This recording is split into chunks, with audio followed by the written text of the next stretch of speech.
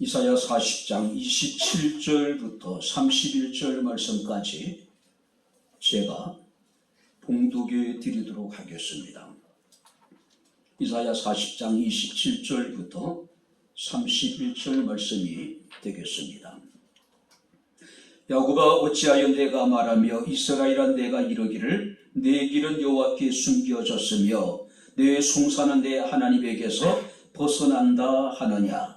너는 알지 못하였느냐? 듣지 못하였느냐?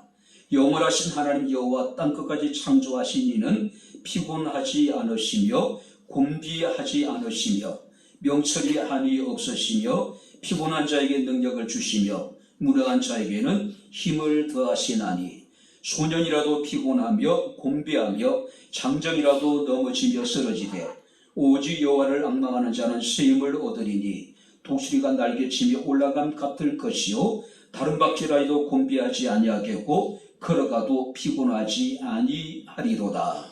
아멘.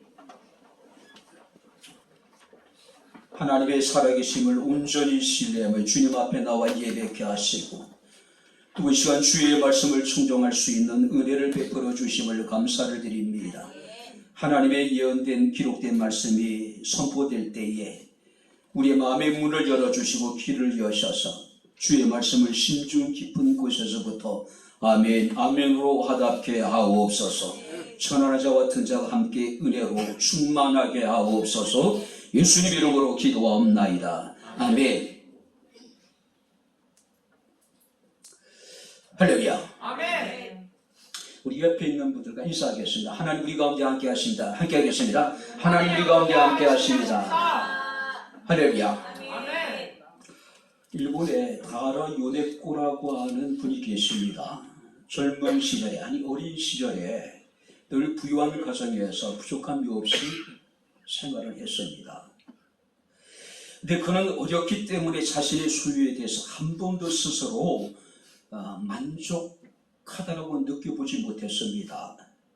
자, 그런 중에 그가 18살이 되었을 때 갑자기 어머니가 세상을 떠나게 됩니다. 결국 그는 자기의 절망을 이기지 못하고 18살 때 달려오는 전차에 뛰어들어 자살을 시도하게 됩니다. 자살은 미수에 그치게 되었고 그녀의 모습은 그야말로 처참하기 짝이 없었습니다. 두 다리와 왼팔이 완전히 절단되어졌습니다. 그리고 오른손조차도 손가락 3개를 남기고 손가락 2개마저도 절단되어져 있는 상황. 자, 부유하고도 멀쩡한 사지를 가지고도 사살을 시도했는데 손가락 3개밖에 남지 않는 그가 극한 상황 속에서 과연 살아남을 수 있을까? 그런데 그 사고 이후에 요네코는 전혀 다른 인생을 살아가게 됩니다. 왜냐하면 예수 그리스도를 영접했기 때문입니다. 자, 예수를 믿고 난 다음에 그녀의 생각이 완전히 바뀌었습니다. 그녀의 삶이 완전히 변화되었습니다. 어느 날 그녀의 3개의 손가락밖에 붙지 않는 오른손을 보면서 자신에게 아직까지 3개의 손가락이 남아있다는 사실에 대해서 굉장한 감격을 느꼈다는 거예요. 자, 없는 것에만 집착했던 그녀가 자신에게 있는 것이 얼마나 소중한 것인가를 깨닫게 되었다라고 하는 겁니다. 환경은 안 좋아졌고, 자, 그래도 불구하고 그녀의 생각이 바뀌고 세상을 바라보는 그녀의 시선이 완전히 달라졌습니다. 자, 그녀는 남은 3개의 손가락으로 글을 쓰기 시작했습니다. 그 글의 제목이 뭐냐면은 산다는 것이 황홀하다.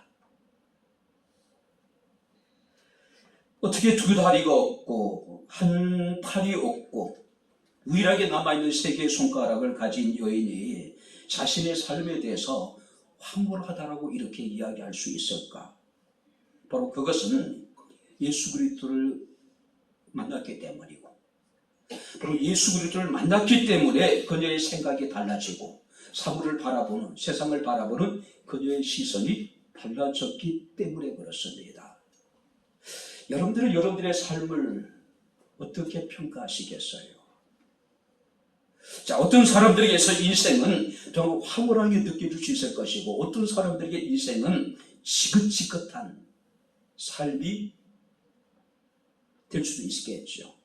혈수를 했다면 우리 백향목회 모든 성도들의 삶이 그야말로 그리스도 안에서 황홀했으면 좋겠습니다. 할렐루야. 가진 것은 없지만은 부족한 것에 투성임에도 불구하고, 그래도 불구하고 우리가 황홀할 수 있다면 바로 하나님 우리에게 원하시는 삶이 바로 황홀한 삶이 아닐까요?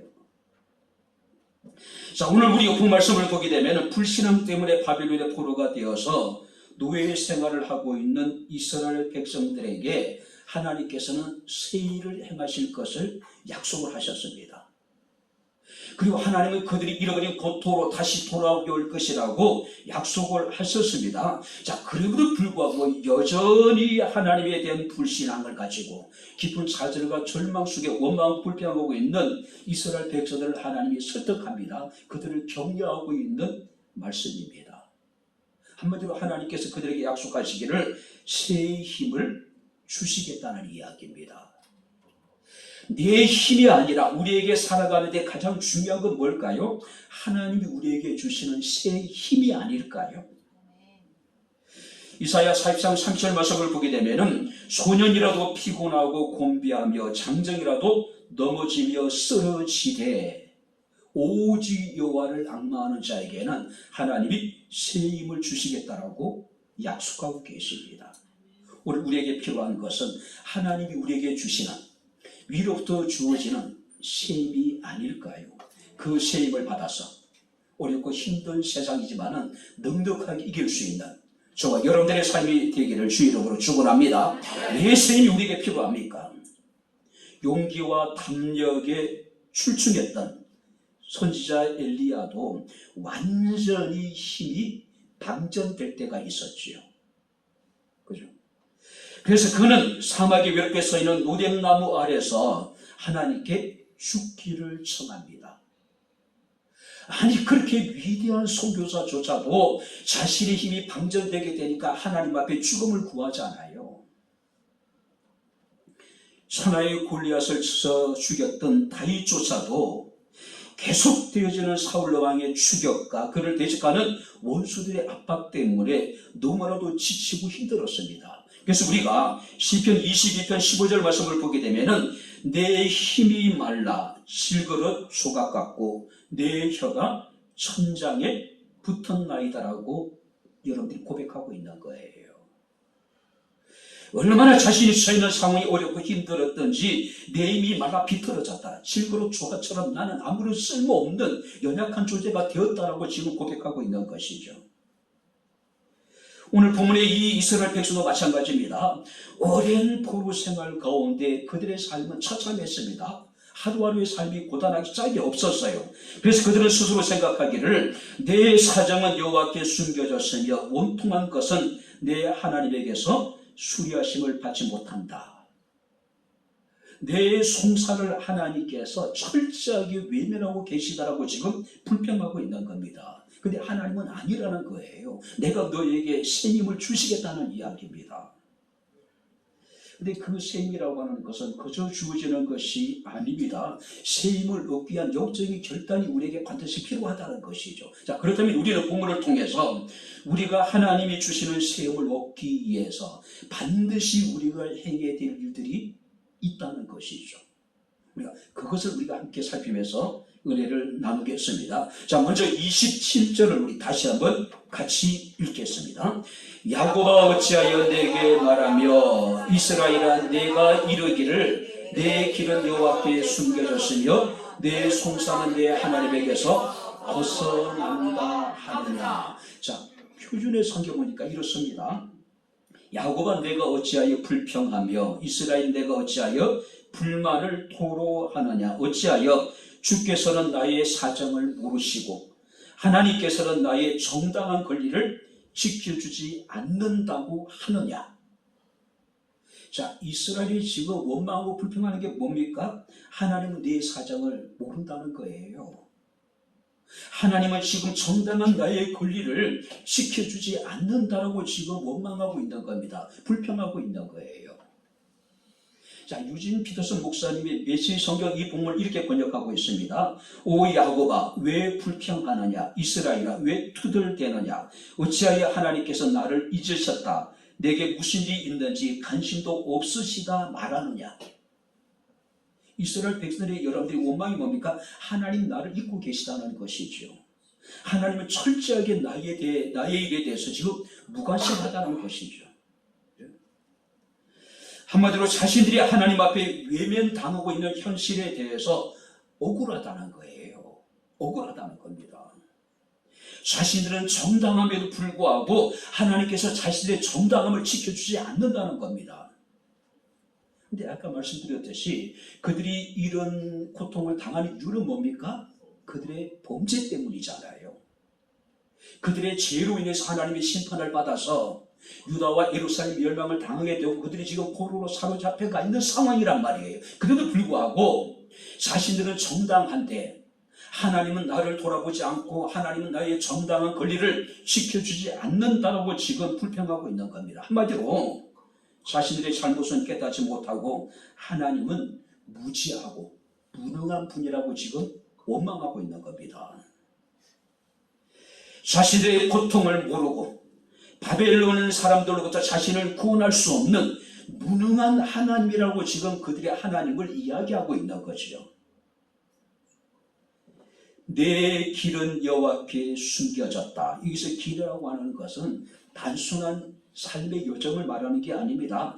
자신들이 겪고 있는 포로 생활의 피곤함, 여러분들이 고단한 상황에 대해서 하나님은 보지 못하고 계시다. 뿐만 아니라 내 송사가 하나님께 벗어났다는 이야기는 자신이 지금 억울하고 원통한 일을 당하고 있는데 하나님이 자신들의 그 억울하고 원통한 사정을 살펴보지 않는다, 돌아보지 않는다는 거예요.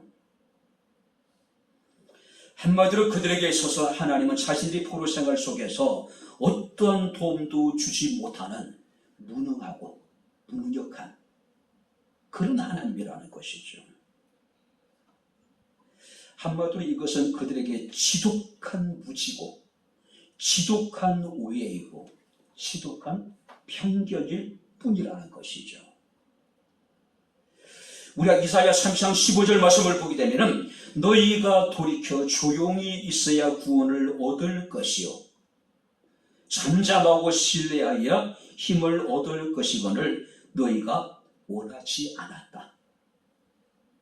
하나님은 우리가 조용히 하나님을 바라보기를 원하고 계신 겁니다. 잠잠히 우리가 하나님만을 신뢰하여 우리가 셈을 얻기를 원하시는 거예요. 그런데 그들은 그렇지 않았다는 이야기죠. 뿐만 아니라 우리가 예레미야 애가 3장 25절 26절 말씀을 보니까 무릇 기다리는 자에게나 구하는 영혼에게 여호와께서는 선을 베푸시는 도다. 사람이 여호와의 구원을 바라고 잠잠히 기다림이 좋도다. 한번 따라해 보시기 바랍니다. 잠잠히 기다림이 좋도다. 할렐루야. 아멘. 잠잠히 하나님의 구원을 기다리는 것이 우리에게 좋은데 우리는 자신의 힘으로 뭔가를 해보기 위해서 우리가 몸부림치는 겁니다. 근데 내 뜻대로 될까요? 되지 않아요. 그러다 보니까 더 좌절하고 절망하고 낙심할 수밖에 없는 거죠. 그죠? 하나님이 그들에게 말씀하십니다. 하나님만을 바라보고 조용히 기다리며 입을 다물고 하나님의 도우심을 기다리라는 것이죠. 근데 그들은 지금 자신의 뜻대로 되지 않는다라고 자신들이 겪고 있는 여러 가지 어떤 포로의 고단한 삶에 지쳐서 온갖 하나님에 대한 원망과 불평을 지금 쏟아내고 있는 겁니다. 철저한 패배의 주위에 물들어 있습니다. 부정적인 사고방식을 가지고 있습니다. 한마디로 운명론적인 사고방식을 가졌다라고 이야기할 수 있어요. 우리가 하나님의 셈을 얻기 위해서는 이런 원망과 불평이 아니라 잠잠히 하나님을 바라보고 하나님의 구원을 기다리니 우리에게 좋습니다. 할렐루야. 그런 자에게 하나님께서 힘을 주시겠다는 것이죠. 늘 매사에 부정적인 사람이 있어요. 늘 우리가 비탁한 시선으로 세상을 바라보는 사람들이 얼마나 많은지 몰라요. 자기의 색안경을 끼고, 그죠? 자신의 의에 사로잡혀서 자신의 원통함을 돌아보지 않는다, 억울함을 돌아보지 않는다라고 원망하고 불평하는 사람들이 얼마나 많은지 몰라요. 이런 사람들이 결코 하나님이 주시는 새 힘을 얻을 수가 없다라고 하는 사실이죠. 두 번째 말씀을 보시기 바랍니다. 28절을 다시 한번 같이 읽겠습니다. 너는 알지 못하였느냐, 듣지 못하였느냐, 영원하신 하나님 여호와 땅끝까지 창조하신 이는 피곤하지 않으시며 곤비하지 않으시며 명철이 한이 없으시며. 28절입니다. 피곤한 자에게는 능력을 주시며 무능한 자에게는 힘을 더하시나니. 그들은 하나님에 대해서 전혀 모르고 있는 거예요. 그죠? 오늘 우리가 28절, 29절 말씀을 보게 되면 하나님 선지자를 통해서 너희는 하나님이 어떤 분인지 분명하게 명확하게 알고 그 하나님을 신뢰하라는 이야기죠. 우리가 이사야 40장 17절, 18절이라든지 또 25절 말씀 보니까 하나님 이렇게 소개하고 있습니다. 그의 앞에는 모든 열방이 아무것도 아니다. 그는 그들을 없는 것 같이, 그는 그들을 빈 것 같이 여기시느니라. 하나님은 세상에 있는 모든 나라, 모든 민족, 모든 사람들에 대해서 아무것도 아닌 존재라고 지금 말씀하고 계신 거예요. 하나님에게서 그들은 없는 것과 같고 하나님에게서 그들은 빈 것 같은 존재예요. 허무한 존재라는 거죠. 그러므로 너희가 하나님을 누구와 같다 하겠으며 무슨 형상을 그에게 비기겠느냐고 이야기합니다. 뿐만 아니라 거룩하신 이가 이르시되 그러므로 너희가 나를 누구에게 비교하며 나를 그와 동등하게 하겠느냐. 하나님은 세상의 모든 것과 비교 불가해요. 비교 불가해요. 자, 그래도 불구하고 그들은 하나님에 대해서 잘못 이해하고 있는 것이죠. 오늘 왜 우리 하나님이 세상의 모든 것과 비교할 수 없는 크고 위대하신 하나님이실까요? 우리가 성경 말씀을 보니까 그는 영원하신 하나님 여호와라고 이야기를 해요. 오늘 하나님은 영원하신 분이십니다. 뿐만 아니라 하나님은 어떤 상황 속에서도 불변하신 하나님이에요. 자, 그렇기 때문에 우리가 하나님을 온전히 신뢰할 수 있는 것이죠.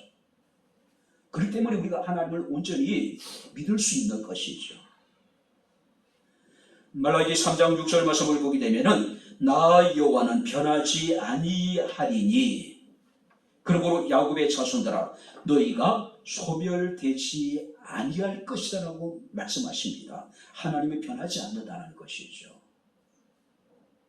그래서 우리가 히브리서 13장 8절 말씀을 보게 되면은 예수 그리스도는 어제나 오늘이라 영원토록 동일하시느니라. 할렐루야. 뿐만 아니라 이스라엘 사람들이 하나님께 기도할 때에 그들은 하나님을 뭐라고 부르냐면은 아브라함의 하나님, 이삭의 하나님, 야곱의 하나님.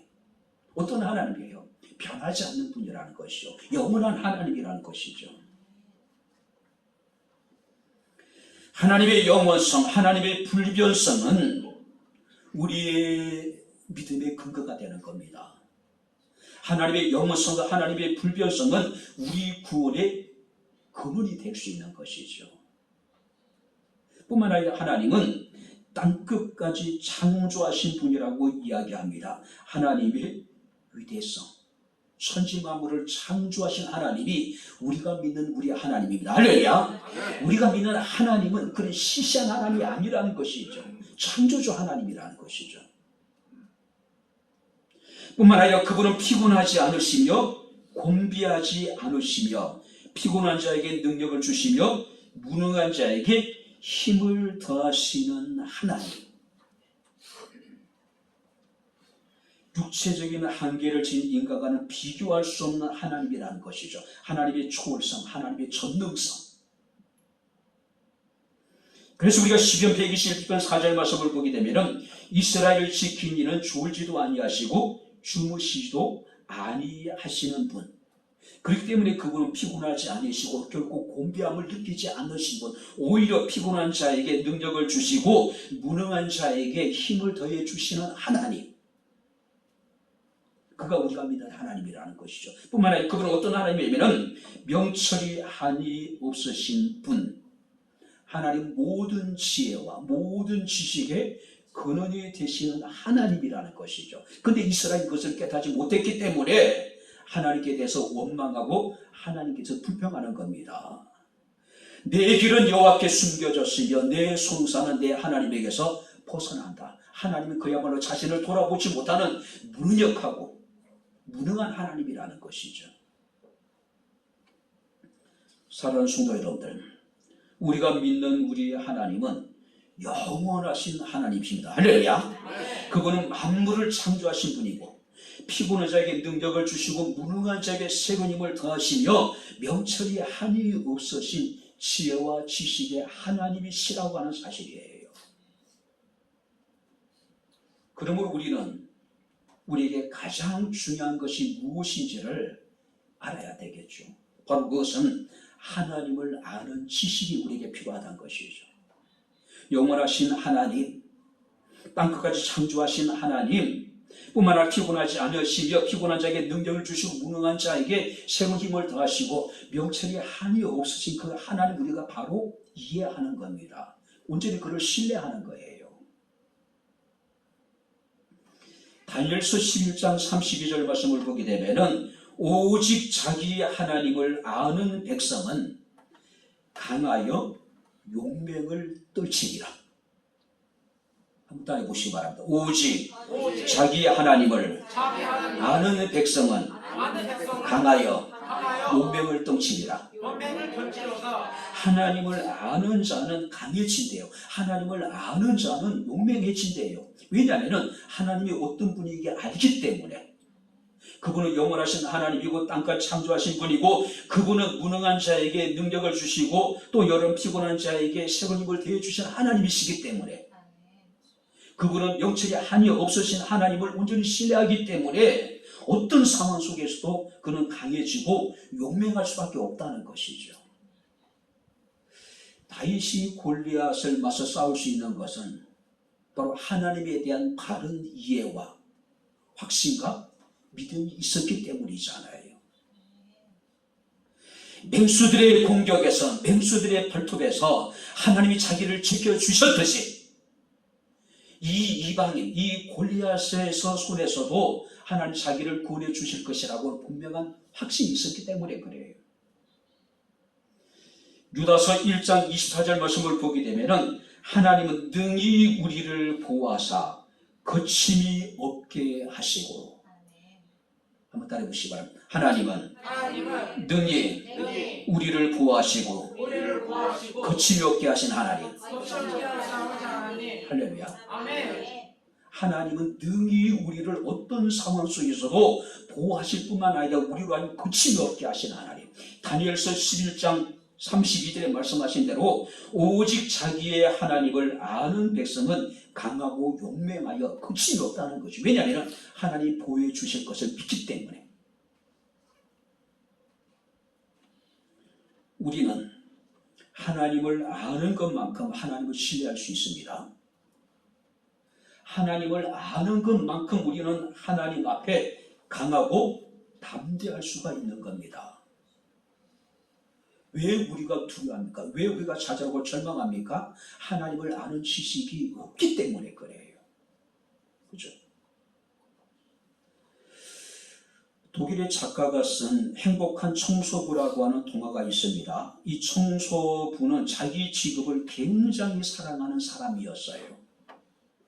자, 그가 하는 일은 뭐냐면은 그 독일의 유명한 작가나 음악가들의 이름이 쓰인 도로 표지판을 관리하는, 닦는 일을 합니다. 그는 오랫동안에 독일의 수많은 그 위대한 작가라든지 음악가들의 그 표지판을 관리하고 닦으면서도 그들에 대해 전혀 관심이 없었어요. 왜냐하면 알지 못했어요.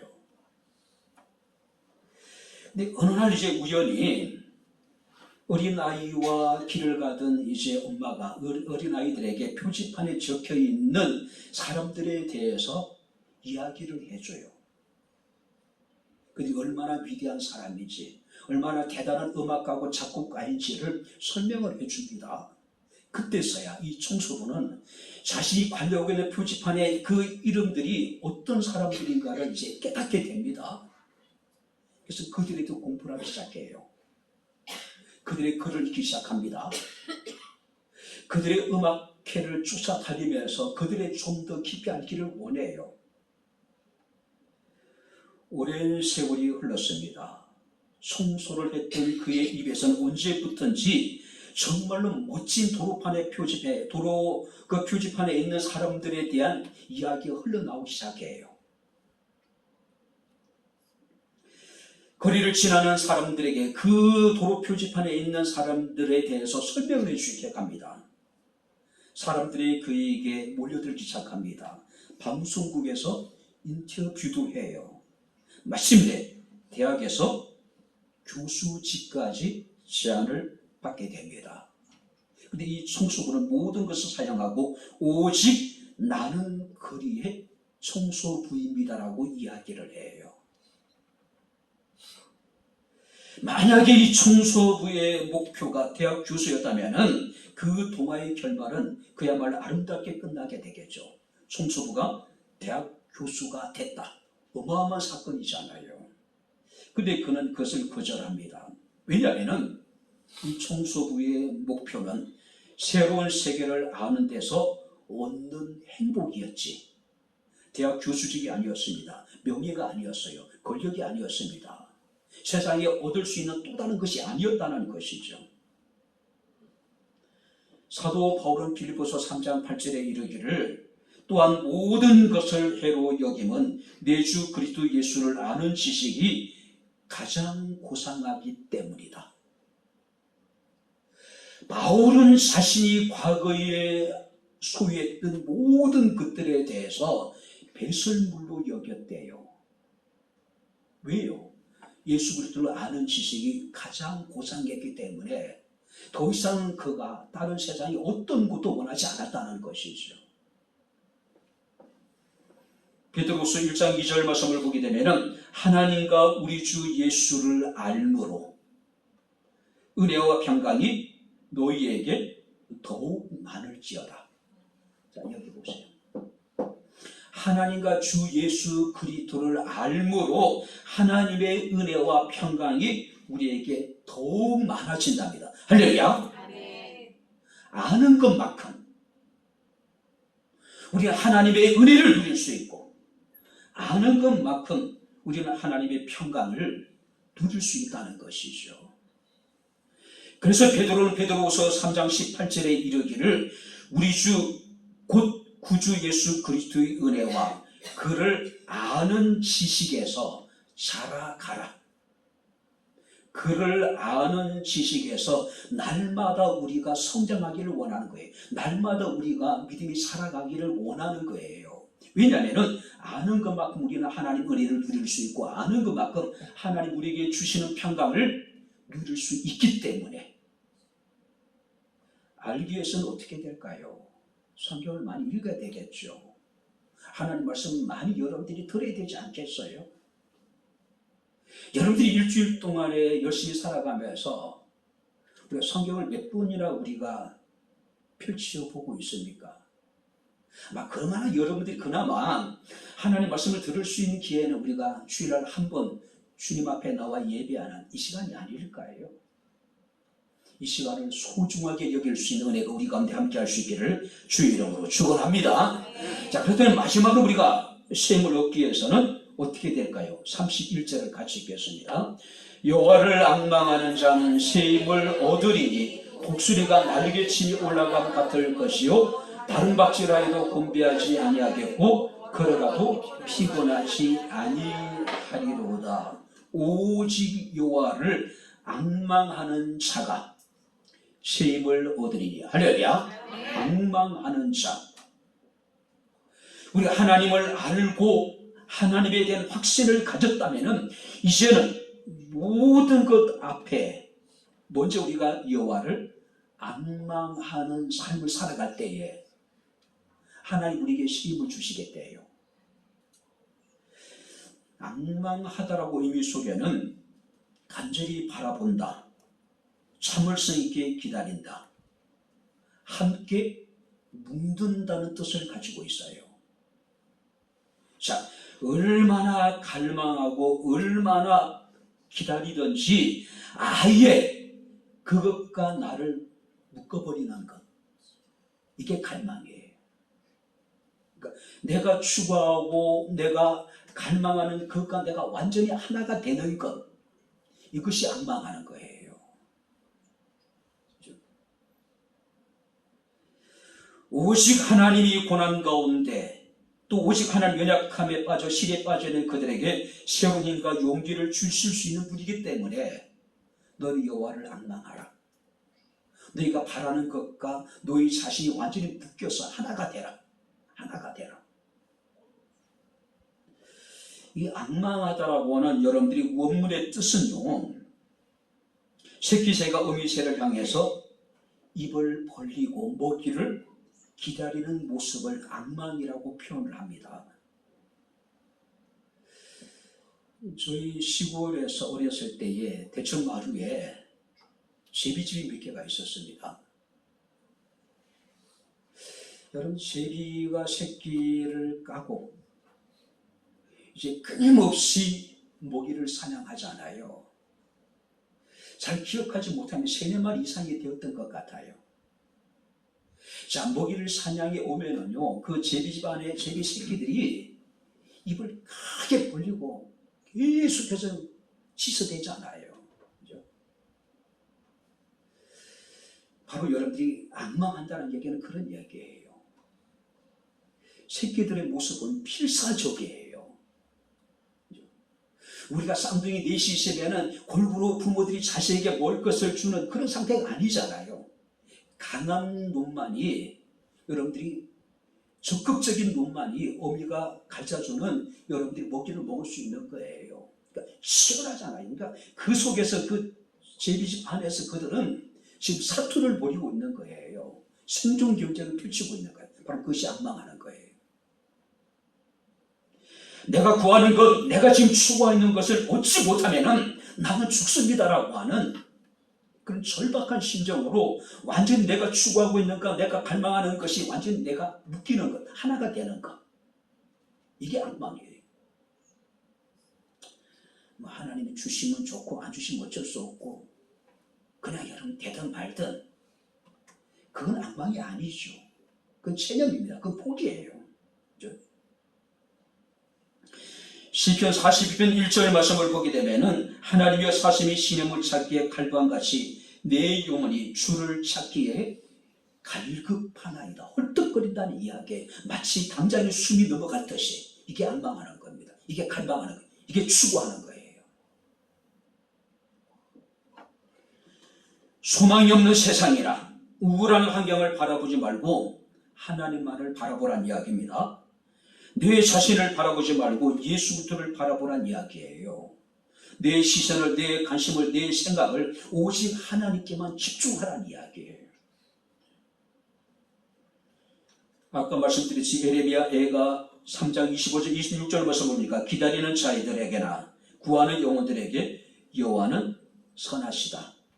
사람이 여호와의 구원을 바라고 잠잠히 기다림이 좋다. 바로 여호와의 구원을 앙망하는 겁니다. 갈망하는 거예요. 추구하는 거예요.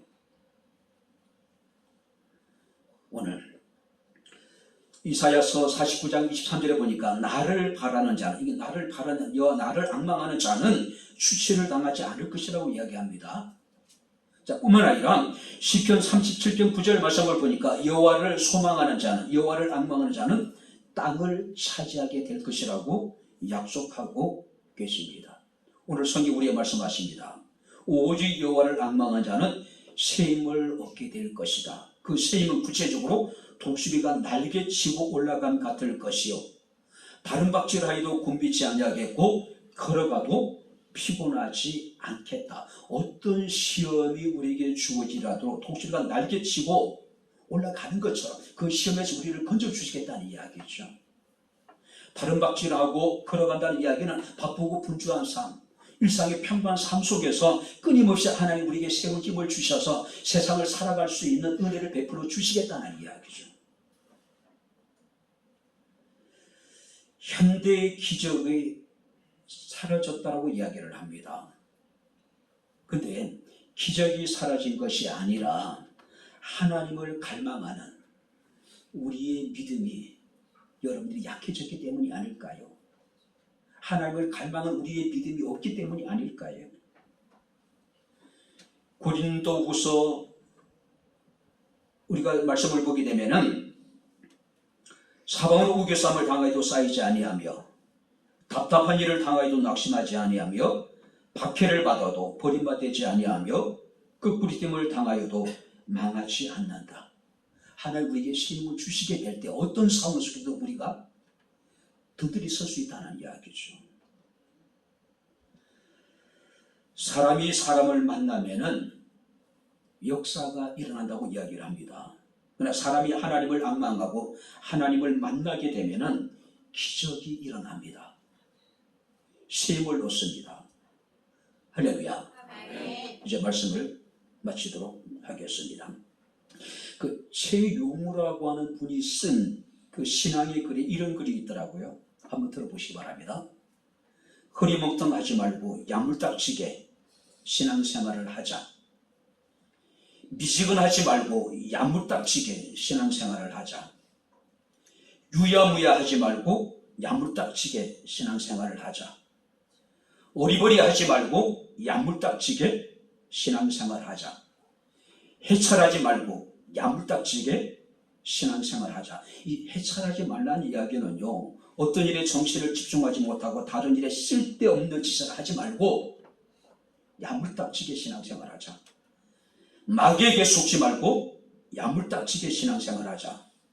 무기적거리지 말고 야물딱지게 신앙생활을 하자. 근심 걱정 염려하지 말고 야물딱지게 신앙생활을 하자. 여기저기 한눈 팔지 말고 야물딱지게 신앙생활을 하자. 정신 바짝 차리고 제대로 야물딱지게 신앙생활을 하자. 오늘 야물딱지게 신앙생활을 한번 해보는 게 어떨까요? 그죠? 야물딱지게 술에 술 탄 듯, 물에 물 탄 듯, 그런 신앙생활이 아니고 야물딱지게 하나님이 어떤 분인지 알고 우리가 야물딱지게 신앙생활을 하는 겁니다. 하나님에 대한 절대적인 확신과 믿음을 가지고 우리가 야물딱지게 신앙생활을 하는 겁니다. 옹졸하신 하나님만을 바라보며 야물딱지게 신앙생활을 하는 겁니다. 바라본데 하나님이 주시는 셈을 얻어서 정말로 야물딱지게 신앙생활을 잘 할 수 있는 우리 백향목교회 사랑하는 모든 성도들이 다 될 수 있기를 주의 이름으로 축원합니다. 기도하겠습니다. 좋으신 나의 아버지 하나님, 우리 아버지 하나님의 은혜와 사랑을 진심으로 감사를 드립니다. 오늘도 우리는 하나님에 대한 올바른 이해와 지식이 없기 때문에 때로나 우리 원망하고 불평하면서 정말 하나님에 대해서 우리의 믿음에 회의를 가질 때가 얼마나 많은지 모릅니다. 하나님을 바로 알고 하나님에 대한 절대적인 확신과 믿음을 가지고 오직 하나님만을 바라볼 수 있는 백향목교회 사랑하는 모든 성도들이 되기를 원합니다. 오직 하나님 우리에게 주시는 세임을 공급받아서 어떤 사명도 어떤 주의 일들도 또 우리에게 어떤 상황 속에서도 변함없이 주님을 사랑하며 우리에게 맡긴 주의 사명을 잘 감당할 수 있는 백향목교회 사랑하는 모든 성도들이 되게 하옵소서. 예수님 이름으로 기도하옵나이다. 아멘. 이제는 우리 주 예수 그리스도의 은혜와 하나님의 크신 사랑과 성령님의 교통휴전의 제 충만 역사 인도하심이 하나님을 알고 하나님을 온전히 신뢰하며 오직 여호와 하나님을 앙망함으로 세임을 받아서 날마다 믿음으로 승리하기를 원하는 백향목교회 사랑하는 모든 성도들 머리 위에 저들의 가정과 직장과 사업장과 이 교회와 이 나라 이 민족 위에 지금부터 영원토록 함께 있을지어다. 아멘.